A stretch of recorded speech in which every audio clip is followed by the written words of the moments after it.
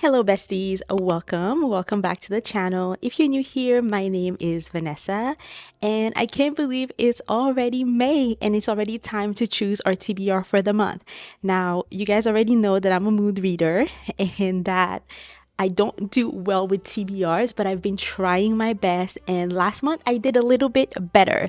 So I'm gonna take another stab at it and this time I'm gonna do it the traditional way. I'm just gonna go ahead and use my TBR jar to go ahead and pick the TBR for this month.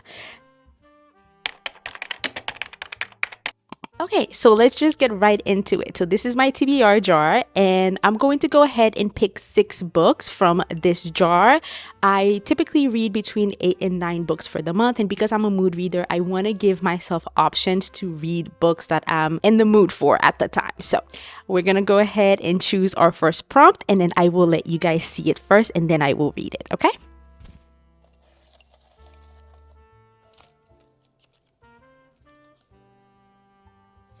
No! Oh, this is already starting the wrong way. This is already starting the wrong way. A nonfiction book? I haven't been reading a lot of nonfiction books lately. I can't even think of one. Actually, okay, I do have one book in mind. I have been promising my best friend to read this book. She really enjoyed it. It is a memoir. It's called Mame. I don't have it available, but I do have it downloaded on my Kindle, but it is because it is available on Kindle Unlimited, and it deals with like pretty interesting themes, and they felt a little bit triggering for me because they deal with depression and sometimes I do struggle with depression. So I had been putting it off, but I did tell her that I was going to try it this month. So you know what? Maybe this is the universe convincing me to go ahead and pick up that book. So we are going to be reading Mame for the month of May. Okay, next option.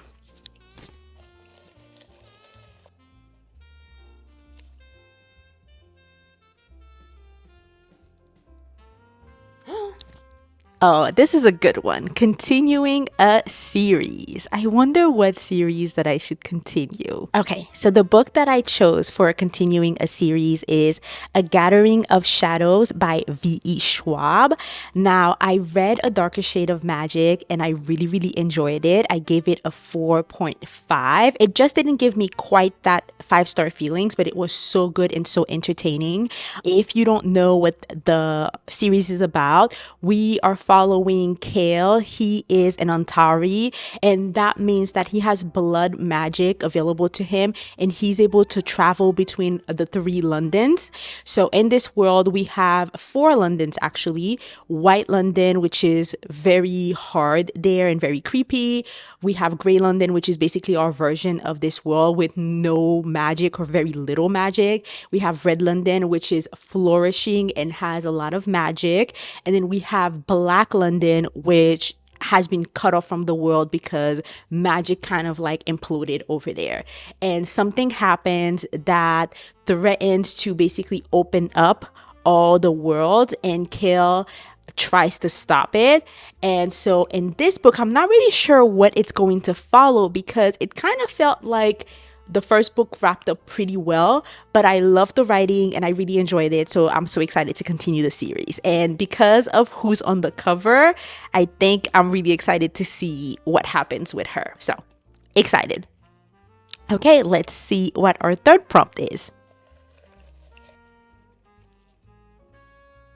A book that became a movie. So for this, I chose Six of Crows. I know it's not a movie, but I do know that it became a show on Netflix, I believe. And I have heard so many great things about this book, and I've been really dying to get into it. So let's see what it says. Ketterdam, a bustling hub of international trade where anything can be had for the right price. And no one knows that better than criminal prodigy Kaz Brecker. Kaz is offered a chance at a deadly heist that could make him rich beyond his wildest dream, but he can't pull it off alone.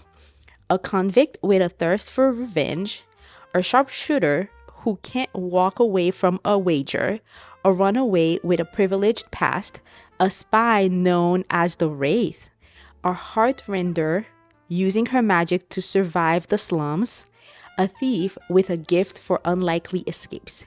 Kaz's crew are the only ones who might stand between the world and destruction if they don't kill each other first. Okay, that sounds interesting, and I'm excited to see what this is about and what all the hype is all about. Okay, let's pick our fourth book. Favorite author backlist.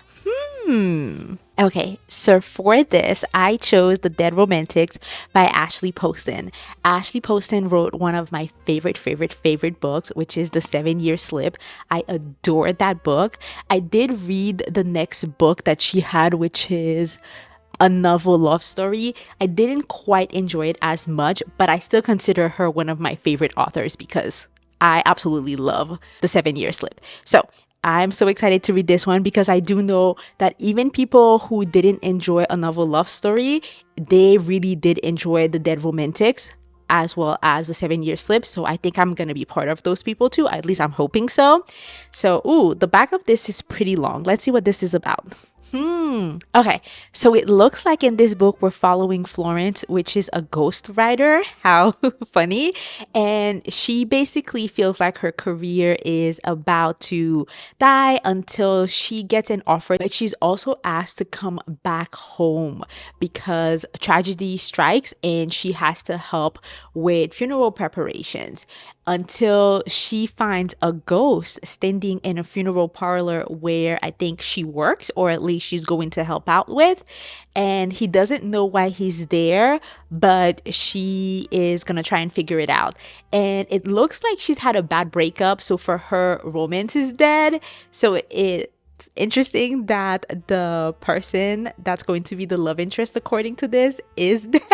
So, Ashley Poston, let's see what you got going for this one, girl. The premise is quite interesting to say the least. Okay, let's pick our fifth book.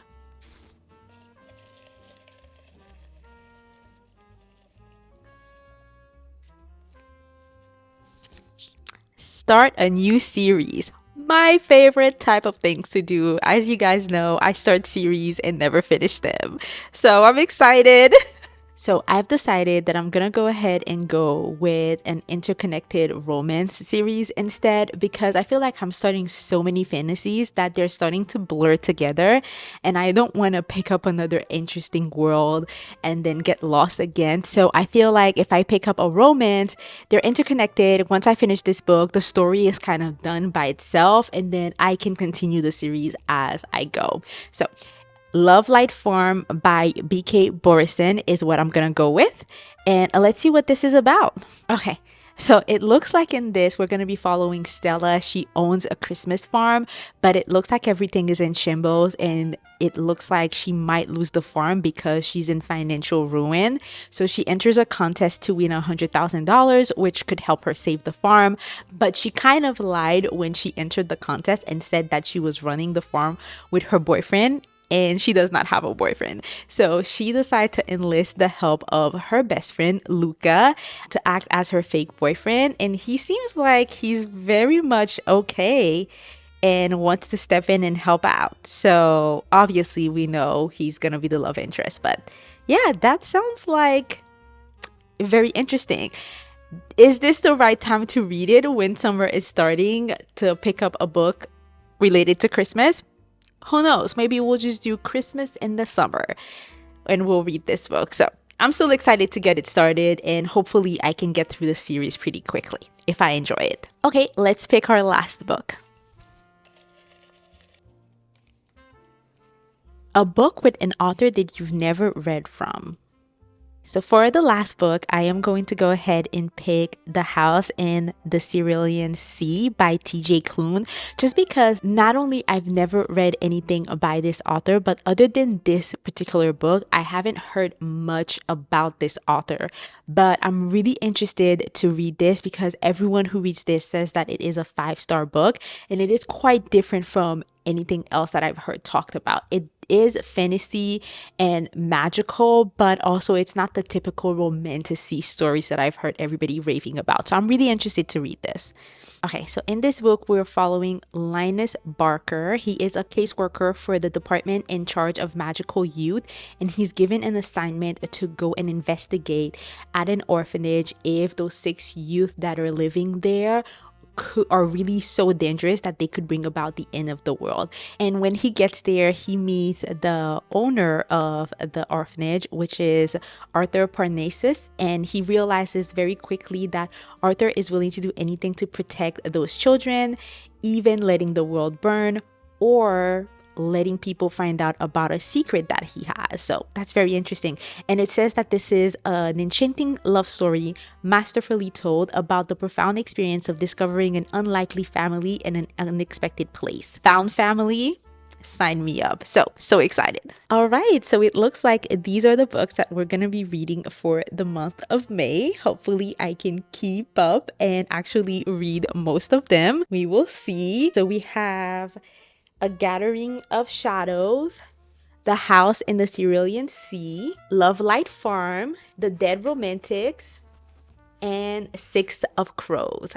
A lot of really good options. And also we have Mame that's going to be on Kindle Unlimited. So I hope you guys are going to have a great reading month. Let me know in the comments which book you guys think I'm going to enjoy the most or which one I should get started with. And so happy that you guys were here with me.